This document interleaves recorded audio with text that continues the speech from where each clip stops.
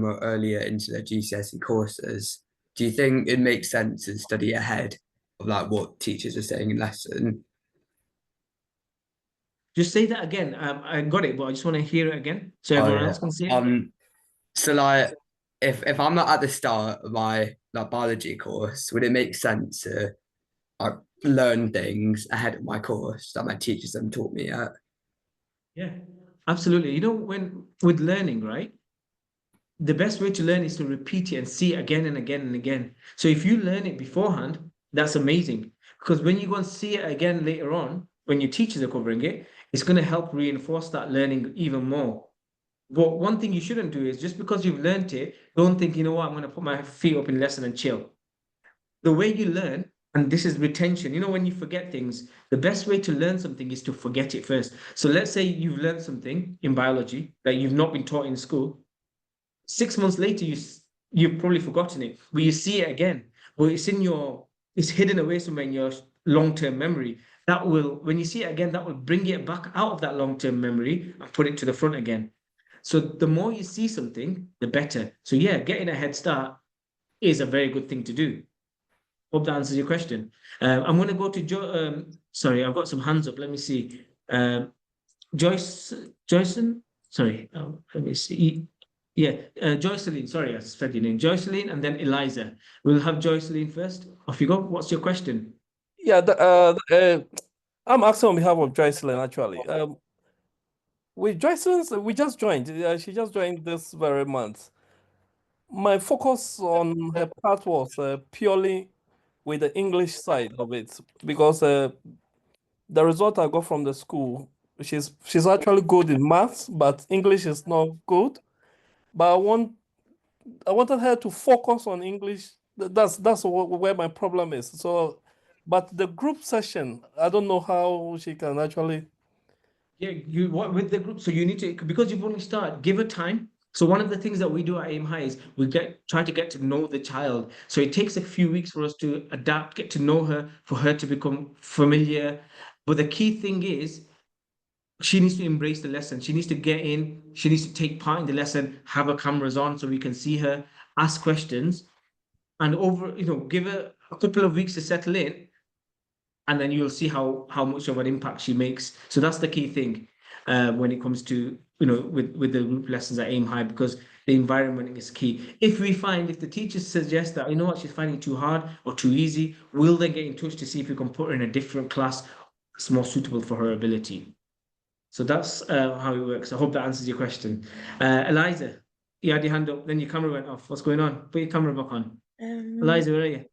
What did you ask? What do you want to ask? What would you say the best way to revise is, like flashcards, copying things down, past papers? Okay, so there's a multitude of things that you can use there. So, because sometimes, when a lot of people like to copy things down, it makes you feel good. It makes you feel like, you know what, I'm revising. I've got this really nice and neat and tidy. That is probably not the best way. I'm going to be honest. The best way of revising is the one that makes you feel slightly uncomfortable. When you wrote your things down, cover it up and see what you can do from memory. That's more effective than you just copying it down, because you can copy down because it feels good. Another way is, when it comes to revising, doing physically, practicing or writing it down and checking it. That's how you can revise and get better. Because let's face it, these revision cards, they are good. But you've got revision cards you can buy. You've got revision guides that you can use that's already done it for you. Well, you should use those as a reference. You should be, let's say, if you're doing exam papers or practice questions, you do that. If you struggle with it, if you got a particular topic wrong, then you go to your flashcards. Then you see if you can try to memorize that. But just writing things out is helpful, but it can be more helpful by you doing things. Does that make sense? Yeah. Excellent, good girl. Anything else? Next one. Who else has got their hand up? Yeah, also some food-wise. So diet is important. What would you recommend for breakfast? It's an interesting one, okay? With breakfast, for adults, I say don't have breakfast because, different. But with children, young people like you guys, with breakfast, don't have things that are too much sugar, yeah? All these cereal companies bread companies and stuff like, they're all marketing techniques. They want you to buy their stuff. The best thing to have, believe it or not, yes, Tom suggested fruit, fiber, and things like that. But a lot of cereals have sugar in it. That just gets you excited for a bit, and then it drops your energy levels, and then you're hungry again. Things have protein-based stuff, like have eggs. Yeah, eggs are good for you. I think eggs are probably the best thing, and then things like fiber, that sort of thing, they're good for you, because they take time to burn off. But when you have like sugary stuff, a lot of people have like these cereal bars and stuff. They taste good, and you think they're good for you, but they're not. They make you feel hungry a lot quicker. So that's something to bear in mind, for breakfast as well.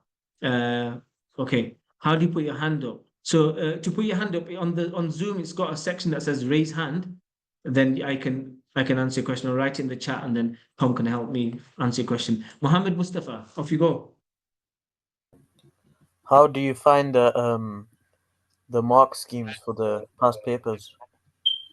So you know those websites that we've given. So it depends what your exam board is. For Maths Genie is very good for GCSE. For English or science, if you're doing AQA, go on the AQA website. There's loads of things there. Sometimes if you just Google mark scheme for this exam paper, you'll find it. Yeah. So that's one way of doing it. So I'll share this PowerPoint with you guys so you can actually look through it. And there's some links on there as well. But yeah, that's one way. You know, Google's got loads of things on there, if you want to really simplify it.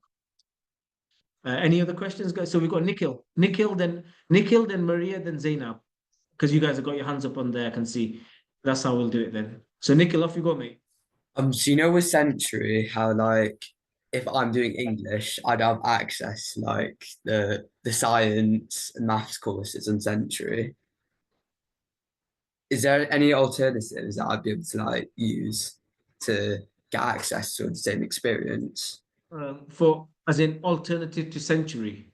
Yeah, basically. So obviously with the Century, that's the one that we're using.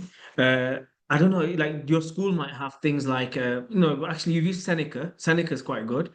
In school, sometimes they use like Heggerty Maths or Sparks. We don't have anything specific, but there are lots of websites. For example, which subject is it for? Mostly science. Science. So that screenshot, that slide I showed you, that's got loads of websites on there that you can use for science. Science, a lot of it, Seneca's quite good as well. But yeah, we'll share that resource with you for science, and ask your science teacher, ask Mr. Shabazz, when you have him, because he's got loads more as well. I don't do science. Oh, you don't do science? Yeah. Okay. Or just drop us a message and we'll get some suggestions. But we'll send you this PowerPoint, and then all the links are there as well. Okay, well done. Maria Tomi, off you go. How do I keep motivated to revise every day? How do you keep? So the motivation part is today. It's not the word motivation we're looking for, it's discipline. You need to force yourself. Initially, the hardest bit is forcing yourself. Once you get into a routine, it'll just you'll do it on autopilot. So to motivate yourself, give yourself reasonable targets. So rather than saying, I'm going to revise 2 hours or 1 hour, if you can't even do that consistently, start with 20 minutes. Just say, you know what, as long as I can get up every day, if I'm doing morning, 7 o'clock up till 7:20, where I've done something, I don't care if it's a full past paper, whatever it is, I've done something. And you just keep that 20 minutes up for the whole week.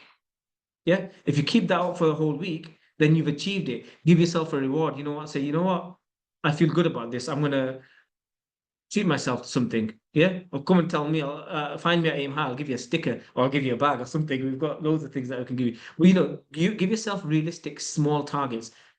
Yeah, if you've never done it before, start small, and then you can build up. Then you'll find that, you know what, I don't mind doing 25 minutes. Yeah, but the key thing is find a accountability buddy, somebody that will hold you to account.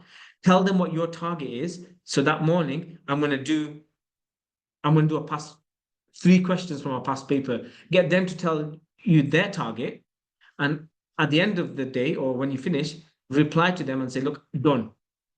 And then it feels good. When you tick something off, it's like pressing a like button on Instagram or something, you feel like endorphins hit you. So it's just like that. So once you've ticked something off, you feel good. So try doing that. Okay. It's better to start small than not to start at all. That's a very good one. Yeah. Zainab, let's go.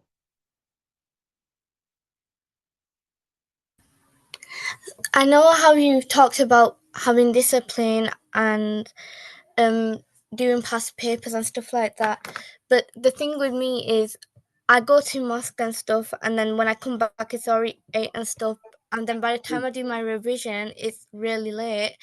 So I'm going to plan to do in the morning, but whenever I try to do revision it just doesn't, like, I can't recall everything, and it's just hard for me to memorize and stuff because I get distracted easily.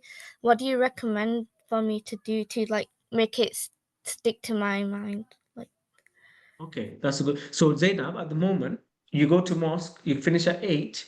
What time do you come back from school and what time do you start mosque?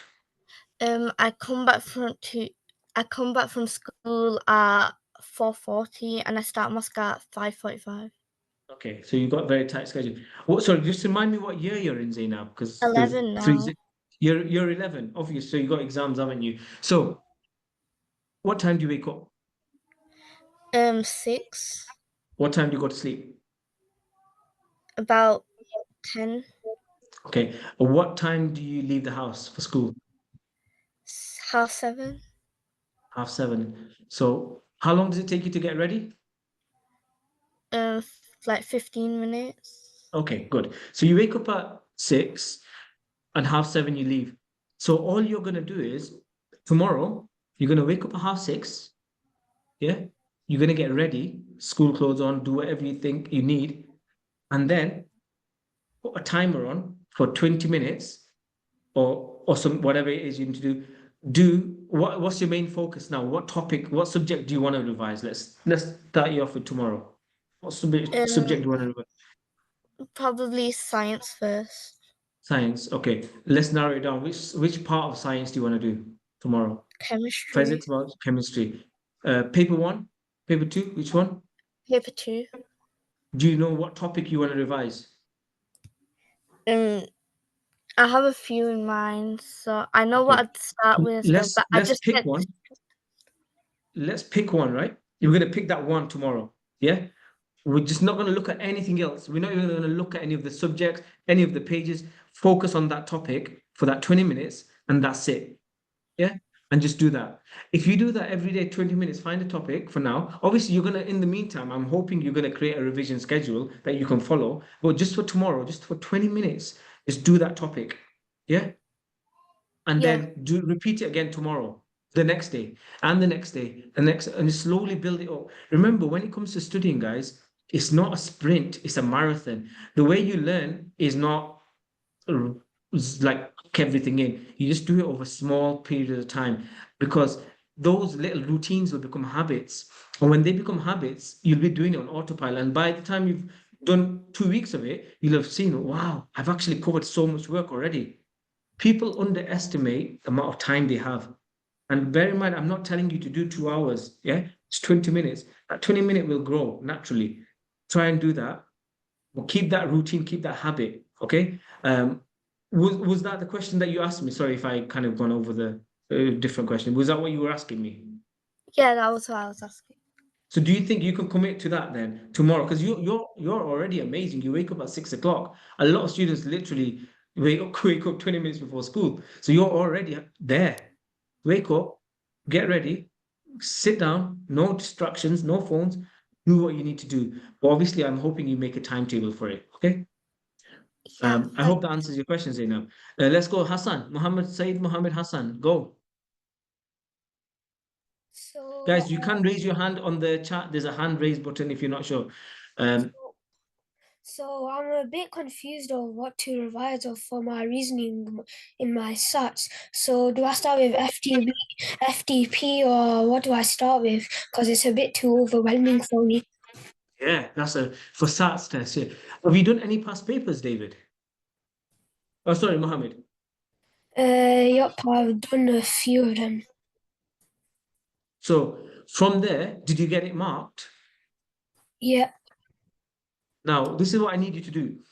When you do we're going to start off with reasoning paper, the second one. First one's arithmetic, isn't it? Yep. Are you okay with arithmetic? Yep, I'm fine with it. Okay. So keep practicing that, obviously. For reasoning, do on paper, get it marked, whether you mark it with your teacher or you mark it with your mom or whoever's going to mark it. All the questions you get wrong, a big circle around it. Yeah? Pick that one question, that one topic. Say if it's FDP, just focus on that topic. Okay, look at the notes on that topic. Where did I go wrong? What do I need to do? Then do that question again. Now that you understand it, pick it up, put a nice green tick on it to say, yep, I've smashed that. Then do the next one. Find a question that you can't do. Yeah, circle it, that you got wrong, circle it, put a big circle, copy that down, focus on that, work on that particular topic, answer it, and then just do it like that. That way it doesn't look overwhelming, because you probably find that in the whole exam, there's only like 6 questions that you're not able to do. Everything else you can do, so you don't have to worry about those. So that's one tactic. Have you seen that website that I shared with you earlier on? The one with the SATs paper? Yep, I've wrote it down.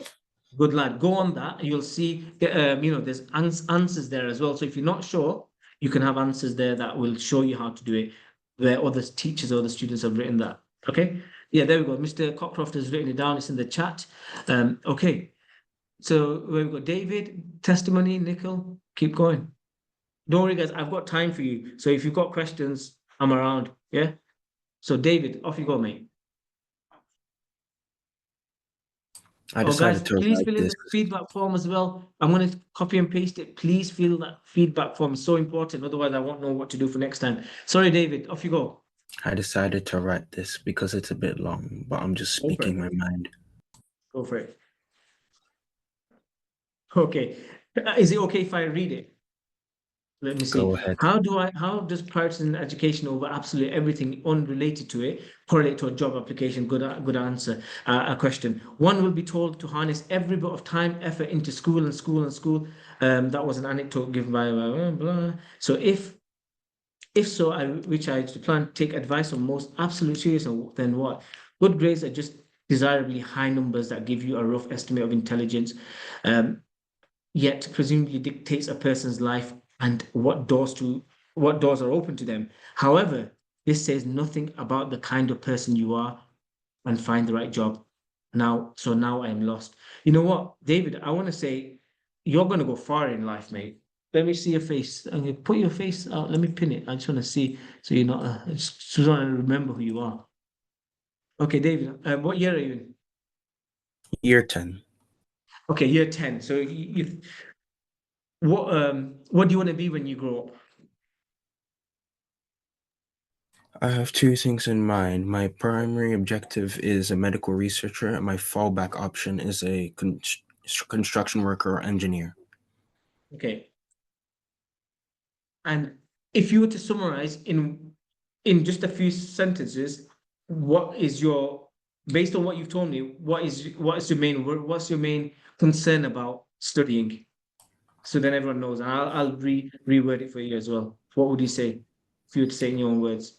If I were to take studying absolutely serious, to prioritize it over many things that I would choose during social activities, what would that say about, like, okay, so what I was told is that, like, it's not always your grades that will get you a position. It's like what you do it's like how you present yourself as a person that gets you the position more than just a number on a paper. Yeah. And I absolutely agree with that. And I'm sure a lot of people do agree with this. What you said is bang on. Just your grades do not determine where you're going to go in life. Okay. They don't do that. It doesn't. A lot of people think if I get top grades, I'm going to do this. Not necessarily. For certain professions, yes. Yeah. For example, David, you want to get into the medical field. If you want to go into the medical field, you might have to study medicine. From medicine, you might have to, there's other qualifications. So with education, it's usually the first key to open a certain door to a certain pathway. So I'm going to use your example as a medical worker. There is construction that you said, but let's say medical. If you don't get a certain grade, then you don't hit the right entry requirements to do a certain subject in college. Yeah. So if you don't get, you're competing with other people. And in this game, the grades are what they look at for you to pass to the next level, sixth form college, to go and study biology or chemistry. Yeah, because it's quite competitive. And then from there, you need to get the top grades so that good universities can select you based on your credentials of getting the top grades. So the language for getting to a certain career are great grades, GCSE grades or A-level grades. Is it needed for every career? No. But by learning all this, by getting good grades, what it's teaching you are the following. It's teaching you resilience, how to keep going when things are hard. It's teaching you about how to plan your time, revision, lesson planning. These are all skills that you're learning, because creating a timetable is more important as you get older. When you might think you've got all this free time, how do you section that time? So you're just you're learning these little skills for you to become an awesome person. So basically what education does, it is important. It probably isn't so important to certain careers, but it is important. It's just to get you through this level that you are at now. It's to give you the skills so you can become, whatever it is you want to become. So does that answer your question? I'm not sure if I did, or if ask me another one to clarify it. I'm gonna ask something else. Go for it. Actually, could you answer someone else's question so I can think about it? Think about it. I'll come back to you. Testimony, off you go, mate. So do you recommend like blurting? Do I recommend what? Sorry? Blurting. I didn't understand. Say that again. Medicine, did you say? Blurting. Blurting. Can you just, I've heard of that, but just in my head, it's one thing, but clarify what blurting is in your own words. It's like you write like after you finish a lesson, you write what you remember, then you check your notes, make any corrections, then you write what you remember again, do it like 3 to 4 times, and then maybe it help you in your studies. So I don't know if you recommend it or not. I would definitely recommend it. I actually do that a lot. So those of you that had, some of you won't know, so many years when I was your age, 13, 14, I started martial arts. I started karate, and I was learning all these skills that you have to learn, fighting and kata and all these sort of things. And then I stopped for like 15 years as an adult, because obviously uni comes in, work, life and everything. I stopped, and then I went back only recently, literally just not so long ago, and all these little techniques and all these little patterns and things that I have to learn, I can't remember. It doesn't stay in my head. So what I've done is, what I did recently was, so I was practicing for a competition that I'm going to be going into, and there's certain techniques that I was trying to learn, the fighting techniques, but I couldn't remember it. So what I did was, as soon as the lesson had finished, I got into my car, I got my voice note, the voice recorder on your phone, I just blurted out everything I learned in my own words. I said, okay, we did this. When someone punches you here, you block with this hand, then you do this, you do that. And I said it word for word how I speak. I blurted it out.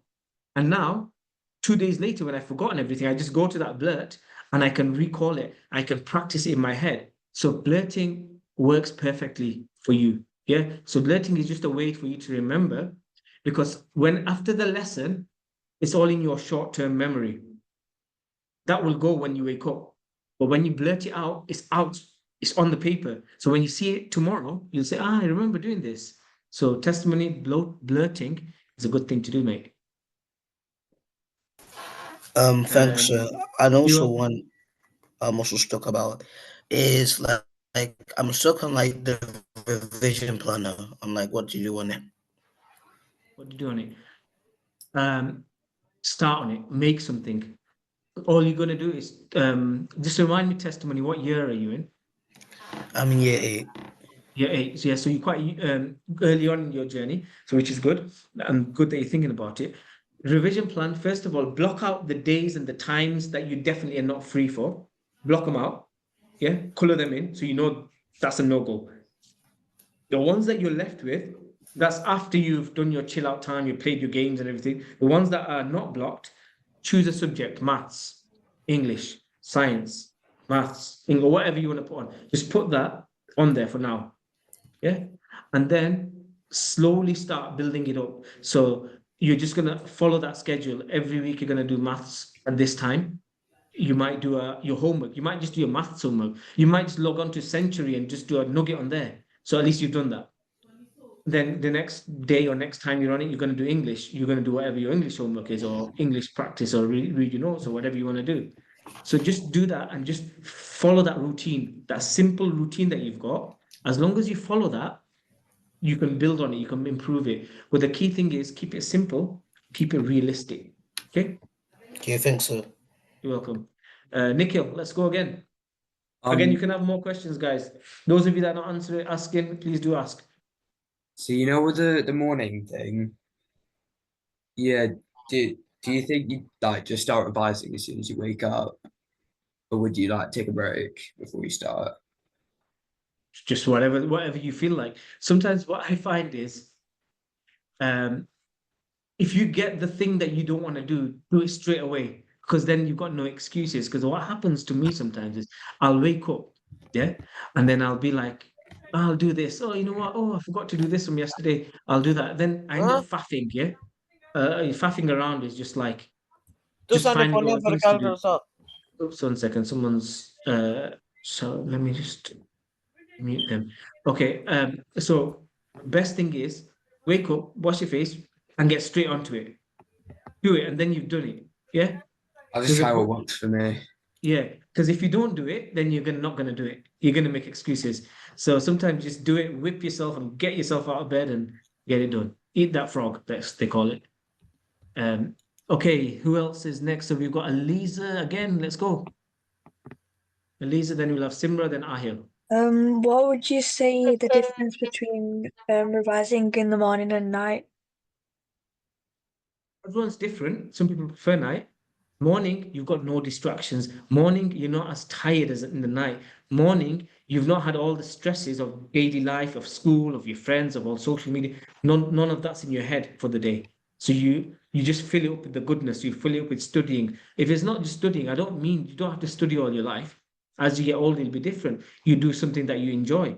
If you're into programming, you'll learn how to program. If you're into making music, you'll write music. You do the most productive things, the things that you want to do, and be productive with in the morning, because there's no distractions there. Thank you. You're welcome. Simra, let's go. Why is your camera off, Simra?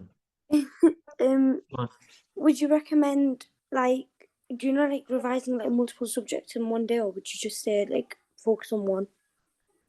I'd say 1 or 2. It depends on how much of a day you've got, because obviously if you've got weekdays, you've not got a lot of time, have you? You could do like 2 or 3 if you want, if you make it short blocks, but there's no right or wrong answer. You might find that, you know what, I wanted to spend this whole day on doing this exam paper, this past paper, and then the next evening revision session, I'm going to use it to mark it. So it all depends on what you feel is best for you. There's no right or wrong answer. Some days you might think, you know what, I'm just going to do 3 sessions of 20-minute blocks of quick recall. Yeah. So you just plan it based on what you think, what you need at that time. Your revision plan will change every so often. You'll adapt it, you'll increase it, you'll decrease it. Is that okay, Simran? Yeah, that's Guys, please make sure you don't go until you fill that feedback form in. That's so important because, you know, we want to learn from it as well. So please fill that feedback form in. It's in the chat. Okay, Ahil, off you go. I just wanted to know how I can be like more creative and get better like analysis for GCSE English Literature and Language. Hey, I'm not an English teacher, but here we go. So to be more creative, again, ask your English teacher, Ahimai, they'll know. But I think one of the best ways of doing it, guys, is learning from other people. So you can read. The more you read, the better you become. End of, you know. And I'm going to see what Sir shared. There was what was it called? Let me just give me a second. But reading is important, and modeling what other successful answers look like, that helps as well. But let me just check. Just give me a second. Did he put it on? Read more non-fiction such as transcripts of speeches, newspapers, articles, so you can write in that style. So yeah, reading a lot more in that particular style that you want to do and copying it, it helps. Just give me a second. So my apologies because English isn't my forte and our English is left, I think, from this. So on there, he said, read more non-fiction such as transcripts of speeches and newspaper articles so you can write in that style. Yeah, that's one way. Well, the key thing is reading and then modeling it. So if there's a particular creative person or particular creative story type that you like, use that and copy it. Copy the exact model of how they do it. How does it keep you engaged in that text when you read it? And then just copy that method, and then you'll build your own flair from there. I'm not sure if I answered that question properly, but I hope you got something from it. Yeah, all right. If anyone else wants to help, please do.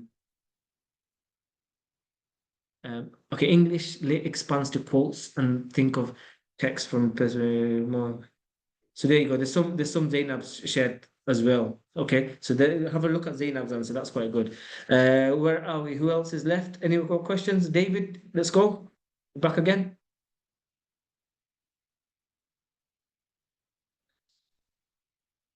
Where is it, David? Okay. Oh, you like your questions. Let's see. I made 2 selections. Being a quote-unquote perfect person, top grades, and most physically active, having an attention span that is completely absolute, being responsive, being an achiever. Okay.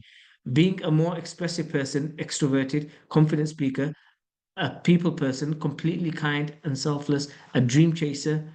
And now, what is the best initiative for school and what is the better initiative for work? They both go hand in hand. Okay, so let's look at section 1, David. Okay, being a quote unquote perfect person, there is no such thing as a perfect person. Top grades, there is no such thing as a top grade. It's all relative to what you want to do and what you're comparing against. Okay, number 1 that you said, it helps you, create a target and achieve that target. So if you're aiming for the top grades, it's showing that, you know what, you've got the tenacity to get the top grades. So even if, let's say, your target grades are not very high, but if you end up getting the top grades, it shows that you can overcome certain hurdles, which you can use in life as well, which you can use in work.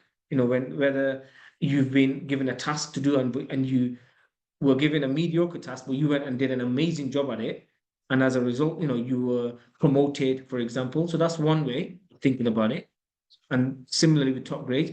Number 2, you said being a more expressive person, extroverted, confident speaker, people person, completely kind and selfless, dream chaser. Now, what is the better initiative for school? So the second one, you should do it. What is better initiative for school? What is the better? They're both hand in hand. It depends how you want to think of it and which field of education you want to go to. But both those skills, be more expressive person, extroverted, confident speaker, that's good for whatever it is that you want to get into. If that's the line, there are some people who are not very confident at speaking, but they're very good technically. Yeah, it all depends what it is you want to do. Ultimately, if you want to be a charismatic person, then number 2 is good.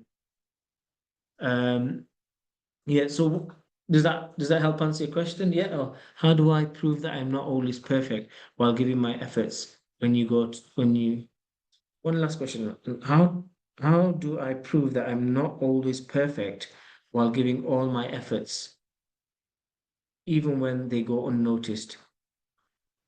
I prove I'm not always perfect. Why would you want to prove that you're perfect? Let me ask you that question. Why would you want to prove that? Why do you want to be perfect?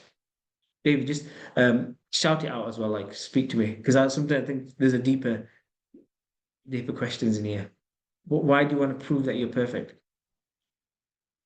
Isn't that something your parents would expect out of you? So this is where, unfortunately, I don't know if your parents are there, but sometimes parents have false expectations. The word perfect doesn't exist. One of the most successful people in life are the ones that take imperfect action. Okay. Now, let me give you an example. And this is a lot of the times I'm like that. Ever since I was young, I thought, I need to get I need to get this perfectly. I need to do this. I need to that. And what that stops you from doing is taking action itself. Yeah. So I'm going to use today's session. Today's session 2 weeks ago wasn't something that I was going to do. I was going to do this years ago. I kept saying, I want to do something for our students. I want to do a big session where I can help them study, but I've been putting it off, thinking, I've not got the perfect presentation. I've not got this. I've not got that. And it's not happened. And last week I jumped into a lesson and I declared to the students, look, we're going to do this next week. I'm going to help you how to revise. And I'm doing it now. It's not perfect. It's probably far from perfect. I'm winging half of it, but it's done. You start from that imperfect action and you build onto it. Yeah. So next, I've made this not perfect, but I know from next week, next time I do something like this, I've got feedback from you guys. I'll make it a little bit better and then a little bit better. So you have to get out of your head this stupid perception that you have to be perfect. Nobody is perfect. And in fact, the most perfect people in the world are not perfect, if you want to think of it that way.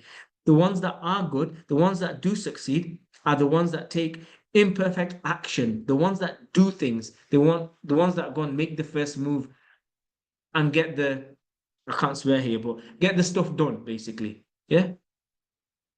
So that's what I would say you need to do. Does that give you a bit of insight or give you a bit of help to find out what it is you're looking for? Yes. Okay. Reach out to us, David, if you've got any other questions, because I feel like, yeah, you're trying to prove something. I don't know if it's mom or dad or someone pushing you, but you Yes, be it's you. my mom. You be you, but also bear in mind, parents also want the best for you, and they want you to be the best, and that's not a bad thing. You want that little bit of a push, so you've got that accountability. But also, you know in yourself, as long as you've given the best you possibly can, and you know that, doesn't matter. You get to where you want. Yeah. If you need me to chat to your mom, let me know. Okay, guys, who we've got? Please Simra, are don't. you back? Don't worry, then I won't. Simra, what do you want? Have you got a question? Yeah, with maths, basically, in our mocks, I passed them. Well, I did foundation, and now I have the choice to do higher.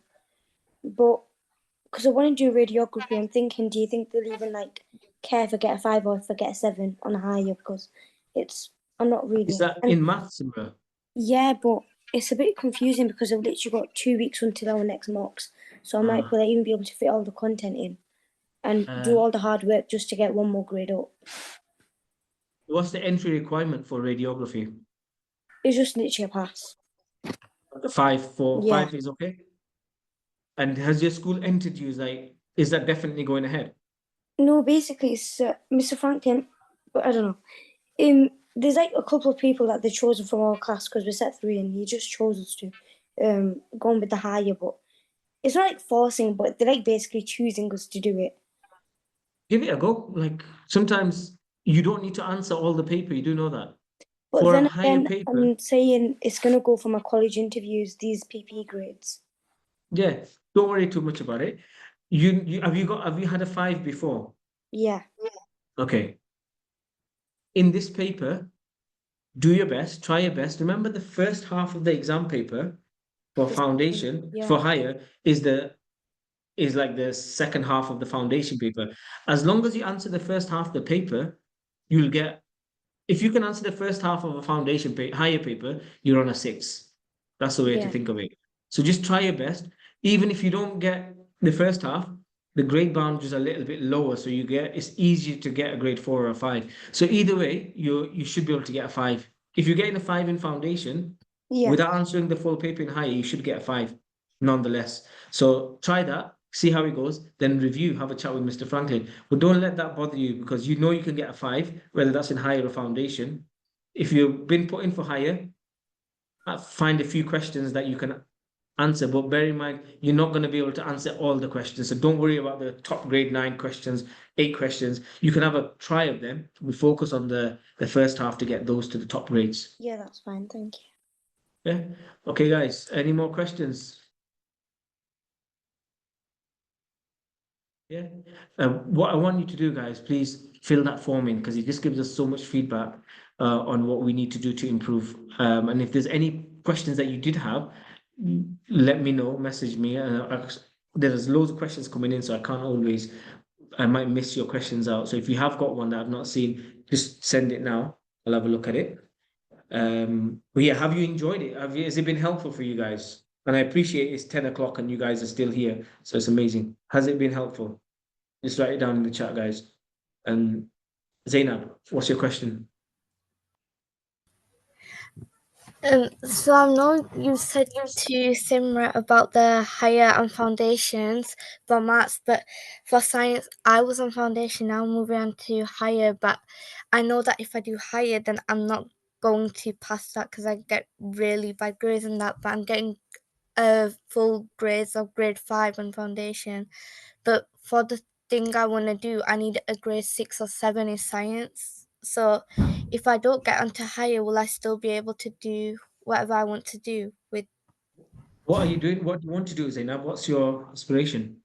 a psychiatrist or psychologist? And what's the entry requirement for that? For what subjects do you need to take? It's definitely I need to get science, English, and maths. Those 3 are the main ones. So English and maths, I'm already doing higher, which I'm doing good at, but it's just the science. So what grade do you need for science again? In college?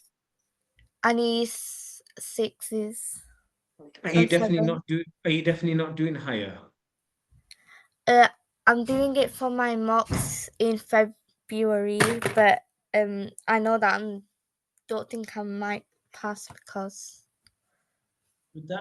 So Zainab, what we need to do is don't worry about that mindset, like you're not gonna pass. Let's give it a go and see what we get. You're on that pathway now, you're doing the higher paper. So just give it a go. You might surprise yourself. Even if you still get a 5, it's good because then okay, I'm on a 5 and doing a higher, so I just need to improve it a little bit and I've got a 6. So I think the best thing is just go all in, revise for it, prepare for it. Don't think, oh, I'm at disadvantage. Don't think, oh no, I'm doing the higher now, it's going to be stressful. Don't think about that. You're not worried about getting the full marks on there. You just want to do your best on it. So just do that for now. Then once you've got the marks for it, if you fail miserably, then we know, okay, you know what? We'll reassess. We'll see if we can get into what, we can see if I get foundation 5, maybe there's another way to get into the career you want. So don't bog yourself down. If they've entered you for higher, give it a go. Give it a go and see what happens. Okay. Okay. Okay. Cool. Right. Anyone else? Maria, anything? Ahyan, any questions? Harris, Geraldine, Majana, you're all quiet. Nelly, Amir, Mirab, questions. You should be asking me loads. Amir, any questions, mate? No? Has it been helpful? Is it helping you? What are you gonna do tomorrow?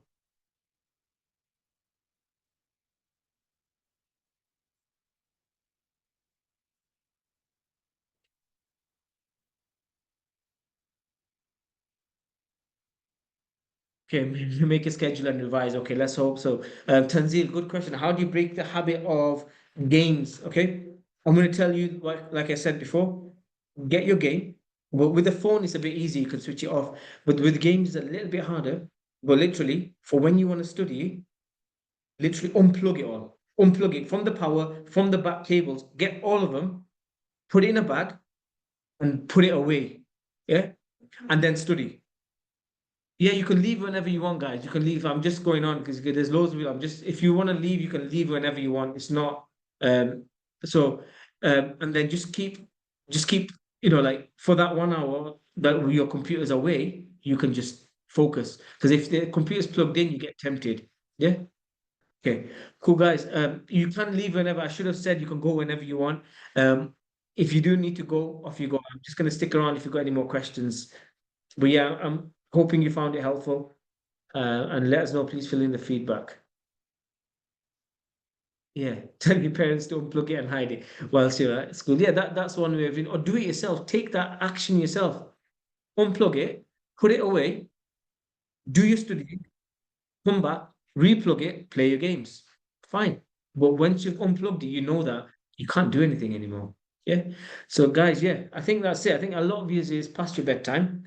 So if you've got no more questions, I just want to say thank you for sticking around, and I shall see you guys when I see you next.